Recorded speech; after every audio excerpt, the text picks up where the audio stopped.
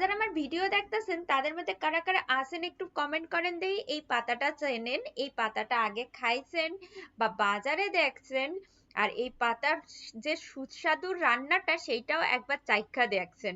তো নমস্কার বন্ধুরা, হেসেলের পাঁচমিশালি চ্যানেলে আরো একটা নতুন ভিডিও নিয়ে আমি চলে আইছি। আজকে আপনাদের সাথে শেয়ার করে দেখাবো ঘ্যাটকোল পাতা বা খারকোল পাতা বাটা। এই পাতা কিন্তু গ্রাম বাংলায় সচরাচর পাওয়া যায় থাকে, তবে গ্রাম বাংলা ছাড়িয়া এখন কিন্তু শহরের বিভিন্ন শাকের দোকানেও কিন্তু এই পাতা আপনারা সহজেই পাইয়া যাইবেন। আর এই পাতার স্বাদ যে কতটা টেস্টি হয় সেইটা একবার যদি নিজে হাতে না বানাইয়া দেখেন আপনারাও কিন্তু বুঝতে পারবেন না। তো প্রথমেই ভিডিওর প্রথমে পাতা তো বাজার থেকে কিনা নিয়ে আইছি আমি, আর কোথায় পাওয়া যায় সেইটাও একটু আপনাদের সাথে বললা দিতাছি। যেখানে শাকের যে বাজারে যে শাক বা যে বয়স্ক কোনো মহিলা বসেন অল্প কিছু শাক সবজি নিয়া, তাদের কাছে কিন্তু এই ঘ্যাটকোল বা খারকোল পাতা আপনারা ইজিলি পাওয়া যাবেন। আর আমি আমার ভিডিওর প্রথমে খুব ভালো করে আপনাদের সাথে শেয়ার করে দিতেছি পাতাটা দেখতে কেমন, যাতে আপনারা বাজারে যাইয়া দেখেই চিনতে পারেন যে এটা কোনটা খারকোল বা ঘ্যাটকোল পাতা। আরো একটা জিনিস, মাত্র 10 টাকা দিয়ে আমি এই পাতা কিনে আনছি, কিন্তু এর স্বাদ বোধহয় 10,000 টাকার থেকেও বেশি। তো শেষের অংশটা বাদ দিয়ে কিন্তু বাকি পুরো অংশটাই খাওয়া যায়।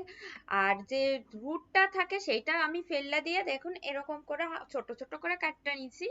আর কাটার পরে অবশ্যই বর্ষাকালে শাকের মধ্যে অনেক রকম নোংরা জীবাণু থেকে থাকে, তার জন্য একটুখানি ভিনিগার দিয়ে বেশ ভালো করে কয়েকবার জল পাল্টে পাল্টে ধুইয়া নিতে হইবে এই শাকগুলা। আর এই শাকটা খেলে অনেক সময় কিন্তু গলা চুলকানোর সম্ভাবনা থাকে, তা যেরকম ভাবে আমি দেখাচ্ছি সেই রকম ভাবে কিন্তু রান্না করলে কোনো রকম গলা চুলকাবে না, আর খেতে হবে অসামান্য। তো এইবার এইটা কাইটটা কতক্ষণ ভিজিয়ে রাখার পরে আমি এর জলটা ফেলে দিয়েছি, আর এবার কড়াইয়ের মধ্যে অল্প পরিমাণে জল দিয়ে দিয়েছি, আর তার মধ্যে দিয়ে দেবো সামান্য পরিমাণ নুন। এবার এই পাতাগুলারে আমি এই জলের মধ্যে সেদ্ধ করে নেব। জলটা চেষ্টা করবেন সবসময় অল্প পরিমাণ দিয়েই সেদ্ধটা করার, না হলে কিন্তু পাতার টেস্টটা ভালো আসবে না। কতটা কম পরিমাণ জল দিয়েছি সেটা তো আপনাদের সাথে অলরেডি শেয়ার করেছি। আর তারপরে দেখতেই পাচ্ছেন একটু ঢাকা চাপা দিয়ে জলটা বেশ ফুটে উঠবে, তা সেই অবধি অপেক্ষা করব। আর যেই জলটা মানে ফুটা উঠবে তারপরে কিন্তু সেখান থেকে জলটা ছেঁকে পাতাটা নিয়ে নেব, আর বাকি জলটা কিন্তু ফেলে দিলেই এই পাতা বাটা করলে কিন্তু কোনো রকম গলা চুলকাবে না। এরপরে নিয়ে নিয়েছি কয়েক কোয়া রসুন, কয়েকটা কাঁচা লঙ্কা, ঝালটা যে যেমন খাইতে পছন্দ করেন সেই রকম পরিমাণেই নেবেন, আর হচ্ছে কালো জিরা। ব্যাস, আর কিছু কিন্তু উপকরণ দরকার নাই। এবার কড়াইতে অল্প পরিমাণ সর্ষের তেল দিয়ে দিয়েছি, আর হচ্ছে এর মধ্যে কালো জিরা, তারপরে রসুন, তারপরে হচ্ছে কাঁচা লঙ্কা সবগুলো দিয়ে একটু নাড়াচাড়া করে নেব। আর যে পাতা সেদ্ধ করে রেখেছিলাম সেই পাতাগুলাও কিন্তু এইবার এখানে দিয়ে দিতে হইব।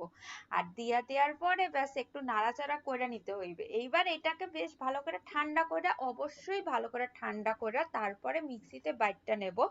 আর আপনাদের কাছে যদি শিলনোড়া থাকে আপনারা কিন্তু শিলনোড়াতেও বাইটটা নিতে পারেন।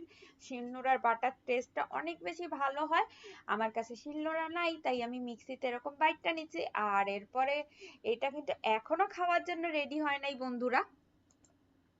এইবার আবার কড়াইতে খানিকটা সর্ষের তেল দিয়েছি, আর পুরো রান্নাটা অবশ্যই সর্ষের তেলেই করতে হবে। বাটাটা বা ভর্তা এই টাইপের জিনিসপত্র কিন্তু সর্ষের তেল ছাড়া একদম ভালো হয় না। এর মধ্যে আবার খানিকটা কালো জিরা ফোড়ন দিয়ে দিলাম, আর এরপরে যে বাটা যেই পাতাটা সেই পাতাটা এর মধ্যে এবার আমি বেশ ভালো করে জলটা শুকায় নেব। আরো একটা কথা বন্ধুরা, যদি প্রয়োজন হয় তবে বাটার সময় অল্প পরিমাণে জল আপনারা অ্যাড করে দিতে পারেন। অনেক সময় মিক্সিতে বাটতে গেলে জলের দরকার হয়, তবে হ্যাঁ আমি যখন বাটলাম আমার কিন্তু কোনো রকম জল লাগে নাই। আর এখন হচ্ছে আমি যে এক্সট্রা যে পাতার মধ্যে জলটা ছিল, যে পাতার জল বাটাটা হয়েছে সেই পাতার জলটা সুন্দর করে এইখানে শুকায় নিতে হবে। ভালো করে একদম শুকায় কাজটা করতে হবে অনেকক্ষণ টাইম নিয়ে, গ্যাসের ওভেনটা কমায় রাখা। এইটাই কিন্তু এই রান্নার আসল মজা বলতে পারেন।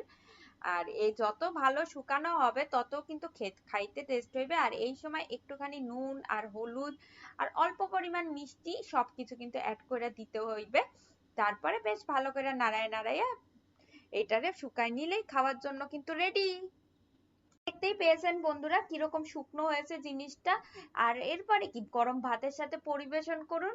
প্রথম পাতে খারকোল বা ঘ্যাটকোল পাতা যা দিয়ে পুরো এক থালা ভাতই বোধহয় বাড়ির লোকের খাওয়া হয়ে যাবে।